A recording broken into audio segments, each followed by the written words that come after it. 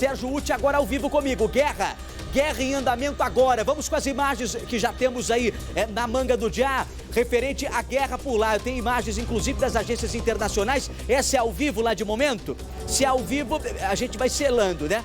Daqui a pouco, se tiver já das agências internacionais, a gente coloca ao vivo.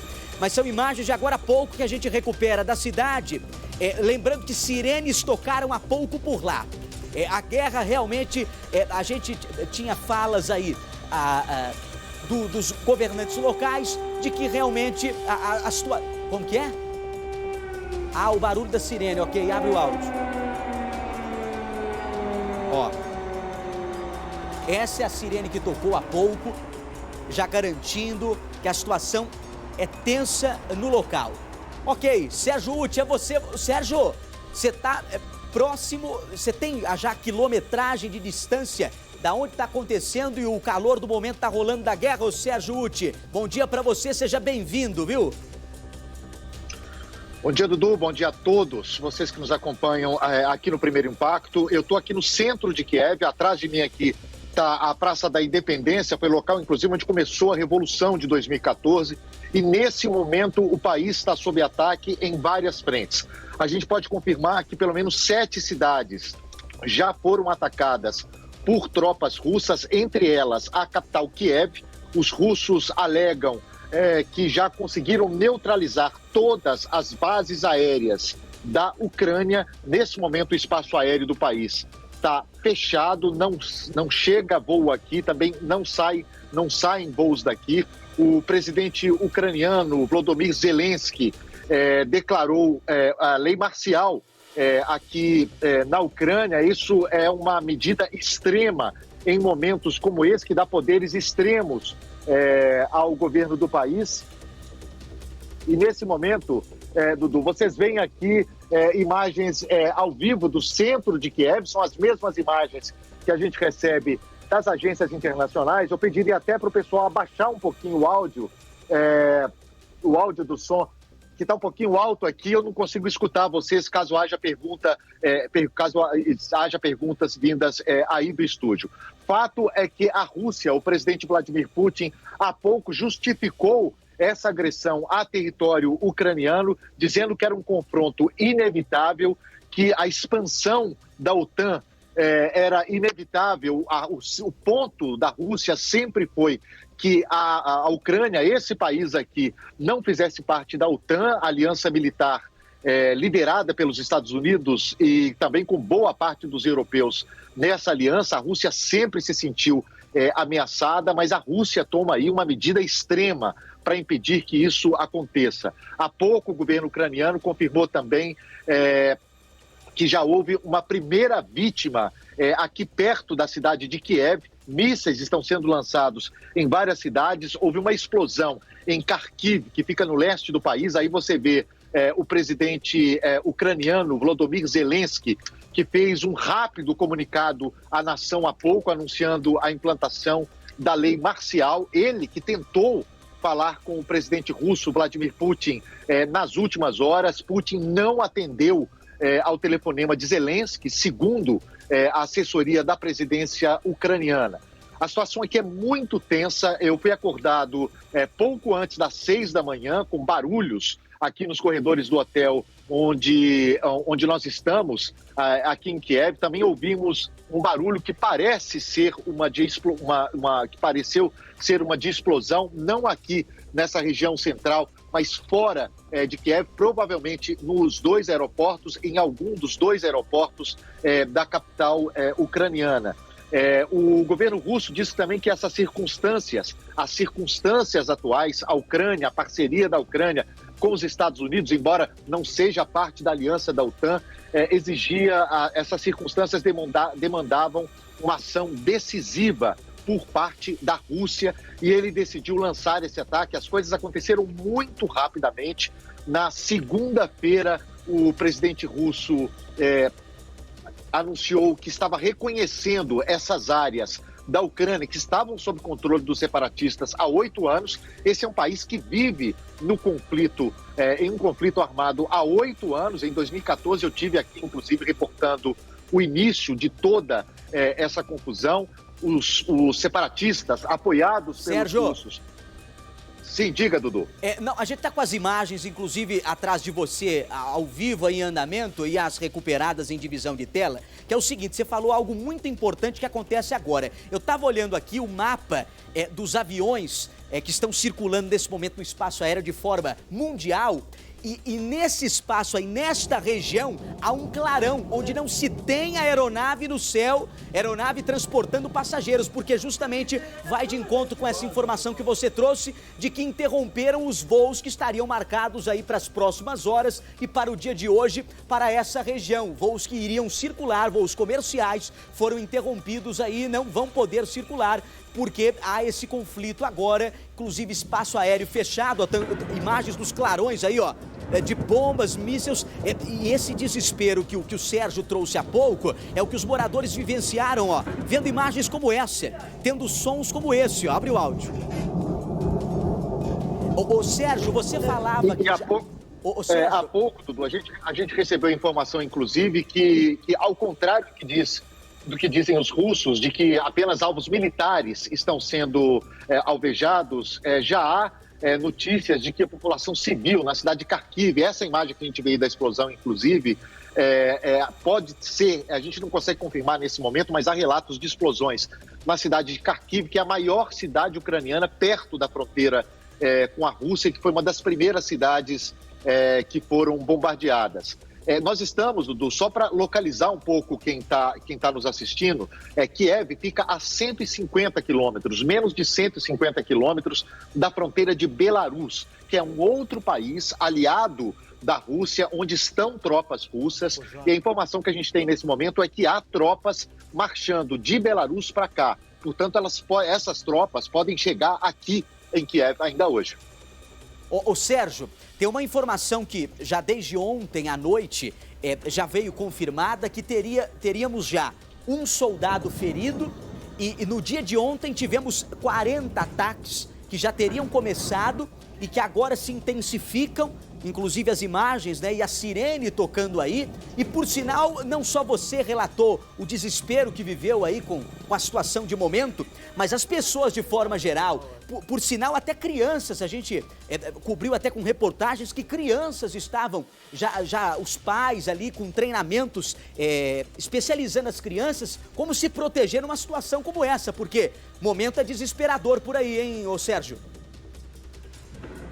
Pois é, exato. Os ataques que aconteciam nos últimos dias, Dudu, não eram exatamente ataques em áreas dominadas pelas tropas ucranianas. O que aconteceu nos últimos dias é que há duas regiões do país, Lugansk e Donetsk, que foram invadidas por separatistas, foram tomadas por separatistas em 2014, com o apoio das tropas russas. Eles estão numa área bem limitada no leste da Ucrânia. E nestas áreas houve sim uma intensificação dos tiroteios, dos ataques nos últimos dias. Mas não havia ataques ainda em território ucraniano dominado, onde estão as tropas ucranianas. Portanto, o que a gente vê aqui hoje é uma situação completamente nova e muito, muito mais grave do que a gente via nos últimos dias. Nesse momento, as tropas russas estão atacando o território dominados por forças ucranianas, aqui em Kiev e em pelo menos outras 6 cidades do país. Eu não sei se, inclusive, se a gente tem um mapa pronto aí, eu mandei há pouco a localização de algumas das cidades que estão sendo atacadas. Olha aí, a gente vê aí a Kiev, Kharkiv, que está ali em cima no mapa, Slavianka, Kramatorsk, Odessa e Mariupol. Mariupol, na verdade, está um pouco mais abaixo, um porto importante aqui da Ucrânia e, portanto, há confirmação. A gente vê aí, olha, as tropas russas estavam concentradas em todos os pontos, ao norte, ao sul. Essa península aí abaixo do mapa é a península da Crimeia, que fazia parte da Ucrânia e que foi tomada pela Rússia em 2014. né, sob condenação de toda a comunidade internacional. A leste, a gente vê ali os pontos onde estavam concentradas as tropas russas. Portanto, nesse momento, há um deslocamento de tropas de todos os pontos do mapa, né? Não apenas do território russo em si, mas também vindo de Belarus e vindo da Crimeia, Dudu. Portanto, é uma situação bem grave a que se passa por aqui. A gente já tem notícia de que muitas pessoas já estão tentando deixar aqui a capital Kiev. A gente vai ter uma noção da real situação nas próximas horas. Meu Deus do céu, é triste de ver uma cena como essa guerra acontecendo, porque já começa a afetar a economia de forma mundial. A gente tinha países aí, potências, já demonstrando o início de uma recuperação, tentando melhorar os números referente ao que a gente teve durante a pandemia, e agora com essa guerra, a economia novamente, e isso afeta de forma mundial a economia, tanto é que já tem países se pronunciando sobre essa situação, porque numa guerra, agora o que nós vamos ter, afetando a economia de forma mundial, nós vamos ter países se posicionando, um de um lado, outro de outro, e aí há até uma expectativa de que essa guerra comece a afetar aí outros países e assim tende até a aumentar em proporções aí, e a gente não quer que isso aconteça. Já é muito triste o que está acontecendo e é lamentável que você acompanha que a briga necessariamente aí para essa guerra, resumindo para você de casa entender, é pelo território e pelo poder. Ou seja, a gente está vendo cada vez mais pessoas se degladiando entre si por coisas banais. Ontem nós mostramos um caso aqui do cara matando o outro por causa de um troco de R$5. E numa guerra como essa, afetando a economia de forma mundial. Olha o que de prejuízo vai afetar para a população mundial uma guerra como essa, por causa de quê? Por causa de um pedaço de terra e por causa de poder. Dudu, é lamentável. Sérgio. Bom, se você me permite, a gente tem feito um trabalho, se esforçado muito para fazer esse trabalho aqui no SBT News, a nossa plataforma de notícias.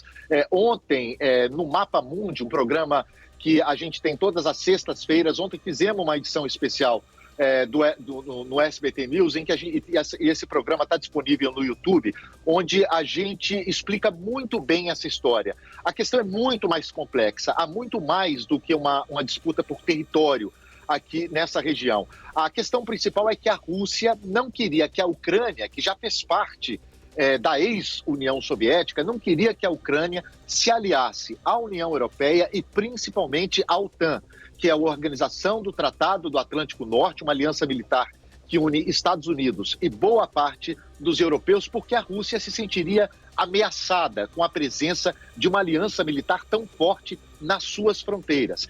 Essa questão vem sendo falada por Putin, pela Rússia, já há muitos anos. Inclusive, alguns analistas internacionais, um deles, ouvido pelo SBT News ontem, durante o Mapa Mundi, por isso eu cito aqui o programa, para quem tiver curiosidade de assistir, ele citava que a Rússia tinha, sim, um ponto da preocupação com a sua segurança, né? A OTAN foi criada na época da Guerra Fria, em que havia uma polarização muito grande entre Estados Unidos de um lado, União Soviética do outro.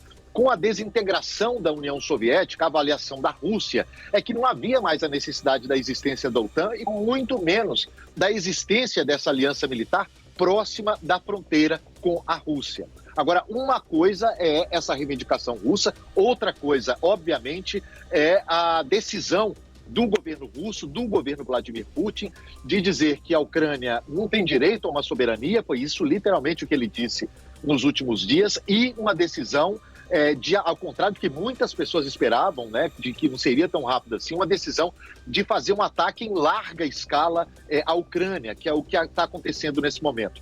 Você falava aí da reação de outros países, já houve anúncios nos últimos dias de sanções econômicas. Eles querem ferir o bolso dos russos, a economia russa, isolar a Rússia, mas muitos analistas dizem que o governo russo já estava, na verdade, preparado para essas sanções, já estava tudo organizado, inclusive, para quem nos acompanha aqui no Primeiro Impacto, Dudu, no momento em que esse ataque começou aqui à Ucrânia, havia uma sessão especial do Conselho de Segurança da ONU em que a representante da Rússia ainda negava que houvesse isso.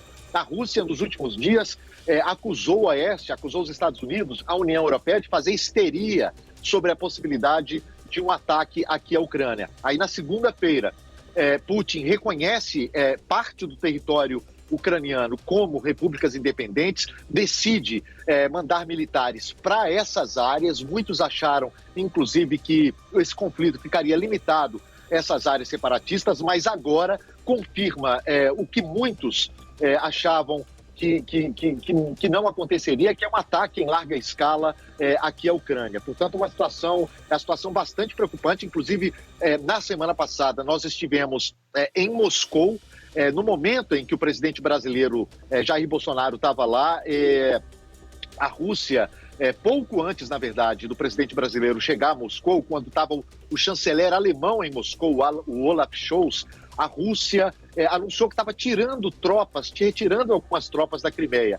O que aconteceu é o seguinte: eles tiraram essas tropas e colocaram essas tropas em outros pontos da fronteira. Foi apenas uma mudança tática que já tinha sido avisada pelos Estados Unidos, portanto, e pelos países europeus e também pela Ucrânia. Portanto, o otimismo demonstrado por alguns países, dessa versão de que não haveria ataque, foi algo, inclusive, dito pelo próprio presidente brasileiro, que ficou feliz porque ele tinha chegado à Rússia no momento em que o Vladimir Putin estava retirando as tropas. Isso acabou não se confirmando. O que a gente vê, portanto, é um ataque em larga escala aqui na Ucrânia, um momento sem precedentes. Sérgio, você trouxe uma informação muito importante, porque quem ouvia as falas dos governantes locais dava conta de que, não, estamos retirando as tropas, mas não, estava retirando de uma fronteira ali para jogar para uma outra, mas não estavam retirando as tropas da guerra em si.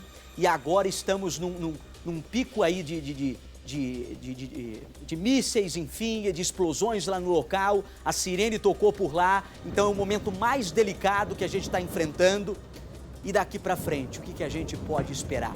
Sérgio Uti, eu vou fazer o seguinte, você fica linkado comigo, qualquer novidade daí, Sérgio está em Kiev e qualquer novidade, Sérgio, prioridade total sua, você me interrompe aqui, eu corto o VT que está no ar e coloco suas imagens ao vivo e as informações de momento, tá bom?